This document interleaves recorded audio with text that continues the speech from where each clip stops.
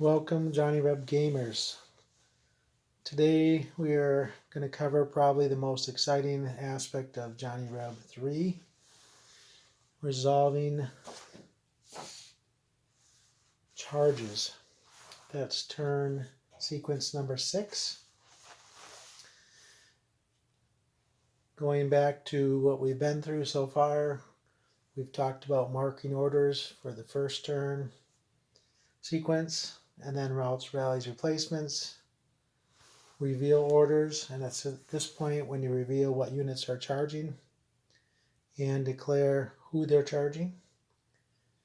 But that is the only thing you do at that point regarding a charge. You resolve first fires next, and then what we covered in the last video was move disengaging units. So in turn sequence 6, today we're going to talk about resolving charges. I'm going to do it in 2 stages, however, because I think today is going to be long if I do them both together.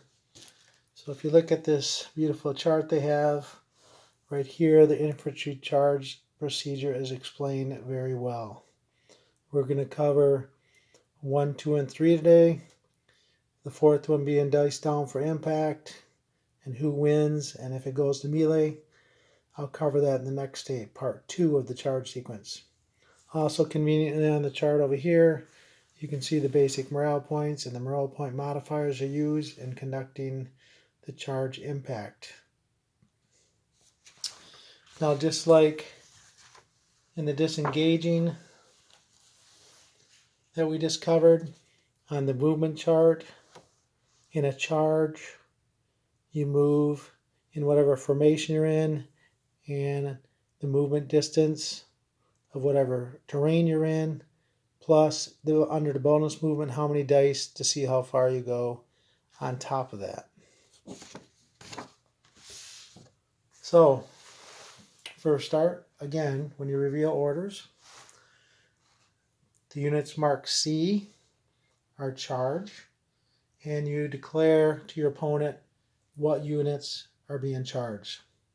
So in this case, I would tell them on the unit on the left here, this Confederate unit is charging directly to their front. That Union regiment there. This unit here is charging the unit to their front, but with support of this unit and this unit. There's 2 types of charges that can be conducted either by individual regiments or by supported regiments, depending on what you want to do.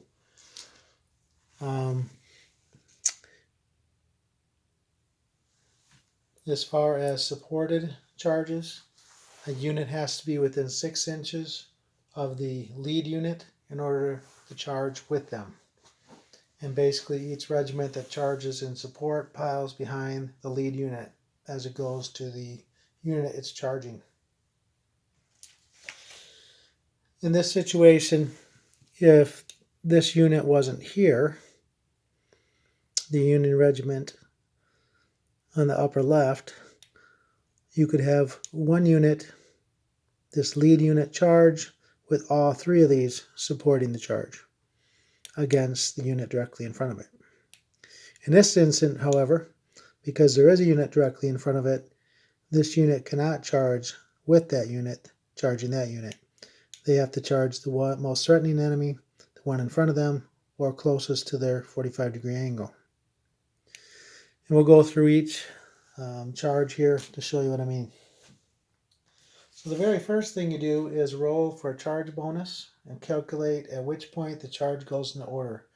This is very important because you want to hit the enemy unit in good order, not in disorder. Because just for example, on the morale point modifiers, if you hit it in disorder, it's a +4 modifier, which is not good. A charge goes disorder at half of the charge bonus movement for veterans and elites, or half the full charge for a green unit. So it's important to remember what units are veteran, elite, and green because it makes a difference in where the charge goes in disorder. And then the third thing we'll be doing is you roll 1 dice for point of defensive value for the unit being charged. Veterans and elites use half inches for distance. Green units use full inches. The defender on condition hold, disorder, or forming add +1 to the roll. Now, if an officer is present or if it works, it's a -1. So, going from left to right, we're going to start with this unit here charging the unit in front of them. So you go to your movement chart, as you can see, in line. The first thing you do is in line, a regiment can go 6 inches. So this is how we're going to mark the movement in a charge. Remember, we have green pipe cleaners for casualty markers, yellow for shaken morale, and red for routed. We use these same 3 markers to mark the movement.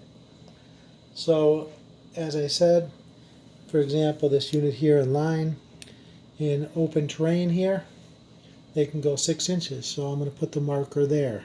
That's how far their normal movement goes, 6 inches. Now, because it's an open terrain, as on the chart, you can see on the bonus movement, you can roll 3 dice. 3 dice for the road, 3 dice for open, only 2 dice for broken, and 1 dice for wood, and a half die for rough. So depending on the terrain is how many dice you get to go for bonus movement on your charge. In this instance, so you add the normal movement plus 3 dice. So I'm going to roll that. So what this means then is that you go 12 inches farther than the normal movement. So that's the bonus movement of 3 dice is 12 inches.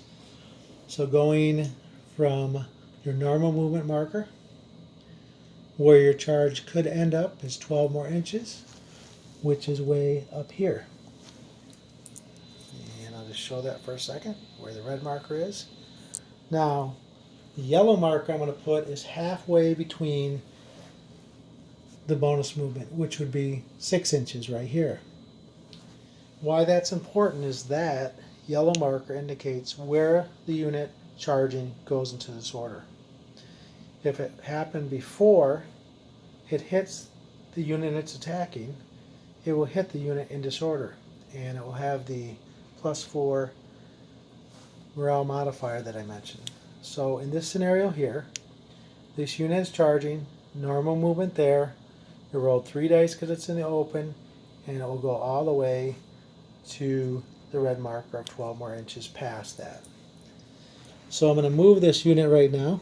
Well, before I do, however, I'm going to roll 1 dice for this veteran unit. And because it's veteran, you're going to roll 1 dice and 1/2 inches for the die roll. So on this die roll, it's 2, which puts it down to a 1, which means they will fire their defensive volley at 1 inch away. Because you have to. If it was green, it would be 2 inches away. And if the unit was marked condition hold, or the other things I mentioned before, you would have to add 1 to the die roll. If it was condition hold, in disorder, or forming. If the officer were present, you would subtract 1 from the die roll. So in this case, the unit charging will stop 1 inch away from the unit it is charging against.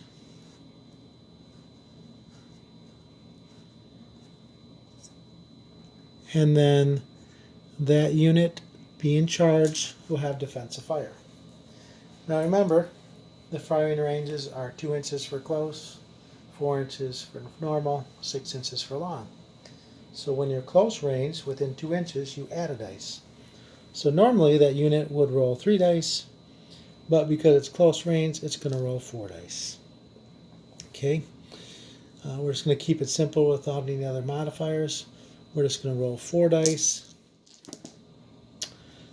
Pretty good roll of 16. So looking on the combat results chart, you have 12 figures. with 16. And there's no other modifiers. So 12 figures with 16 on the chart makes it 4 casualties. So in this particular situation, you would lose a stand plus lose 1 figure on another stand that was a good defensive volley. Remember to mark left to right. And in this case, we'll talk about morale later, but in this case, this unit, to see if the charge continued, we have to do a first casualty check with 2 dice and then another check because of the stand loss. So let's do that just for simplicity here. Their morale is normally a 3. If you look on the morale modifier sheet, because they're charging, it goes down 1, so their roll for first casualty casualty with no stands lost would take it from a 3 to a 2. See if they keep going. They did, so they would keep going. However, I have to do another morale check because of a stand loss. So normally a veteran unit's 3. Minus 1 for charges is a 2. Plus 3 for a stand loss, I'd have to roll above a 5.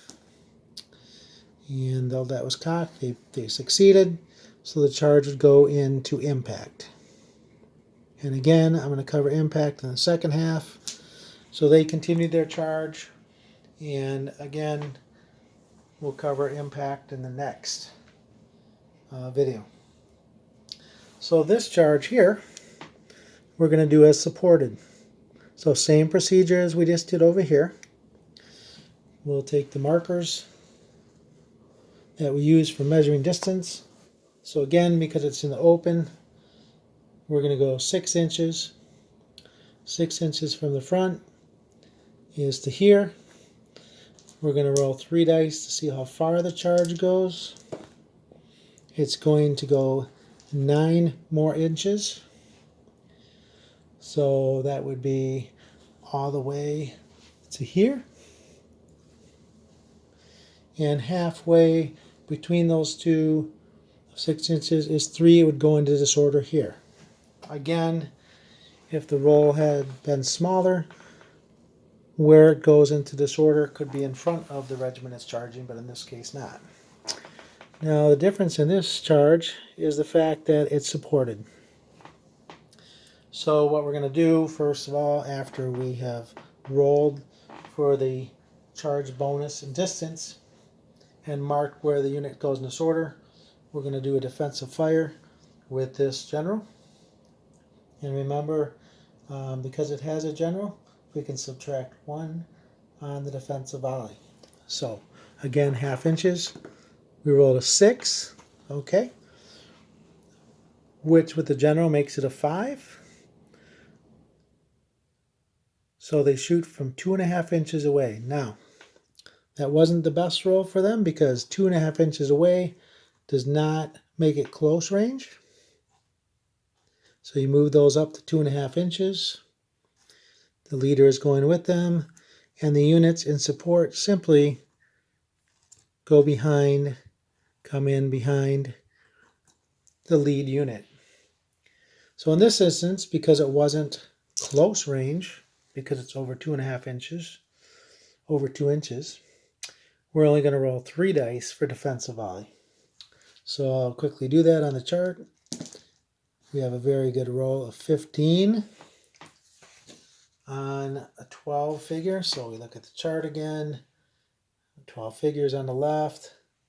15 is the roll.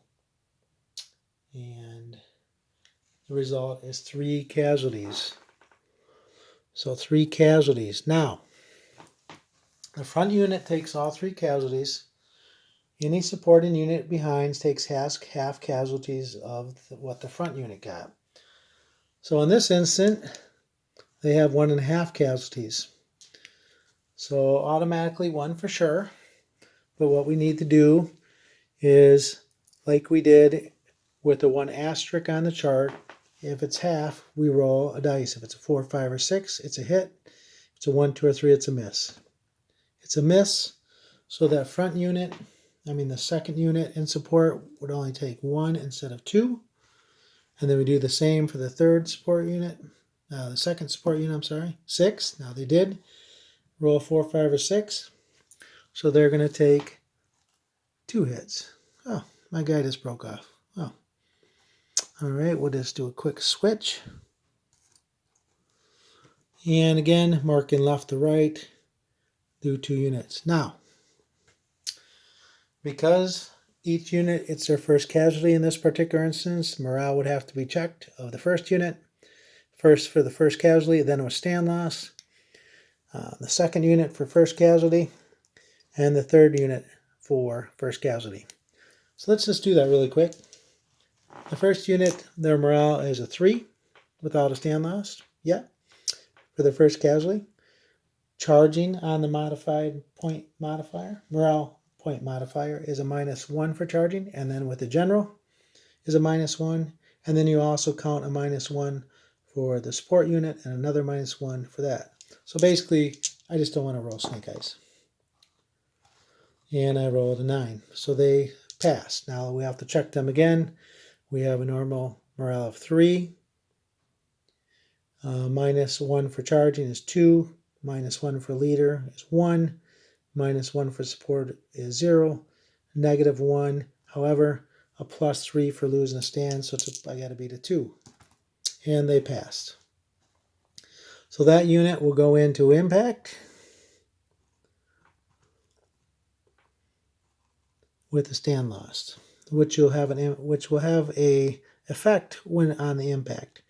Now the second unit we have to check, their morale is a 3. Their charging makes it a 2. Just don't roll snake eyes. We're good. They're going to go in with 4 stands. And the last unit, the normal morale is a 3. Charging makes them a 2. And they're going to go in. Now, having said all this, if the first unit had failed their morale check, it is possible for the supporting units to go through them. However, they would be in disorder, and you roll for each one. If they got stopped and failed, they'd go to shaken and stop right where they're at, back here, and then each unit would roll to see if they'd go through for a charge, and they just have to beat their morale to continue going, each unit. Now, having covered those 2 charges, I want to point out something first. In the rules, how you decide which charges go first, the rules indicate that the closest unit that's charging goes first. So going back to where we started, I didn't have it closest, but this whole charge sequence, including the impact that I'm not covering today, would have to be completed before we move on to the next charge. It's important to finish the whole charge sequence because, as you saw, the charge will go farther through and it could change what other units do. For instance, if this unit routed, this unit, I would have to check their morale to see if they go shaken or routed by seeing that unit route. So charges can change a lot of things. I also want to mention that I had these two Union troops on hold to receive the charge. If they were on marked formation change or movement, they would change the condition hold. And if they disengaged, they'd already be gone. Hopefully ran farther back than how far the charges go to the red marker. And if they marked first fire, they would have fired on the unit that was charging them, so they couldn't do a defensive volley, as I covered under first fires. So also just on a side note, before the charge went in, I had marked this cannon as first fire to try to soften up the Union troops.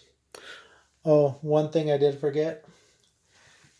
Just as I mentioned that to be a supporting unit, you have to be within 6 inches of the lead unit back here, like those units were.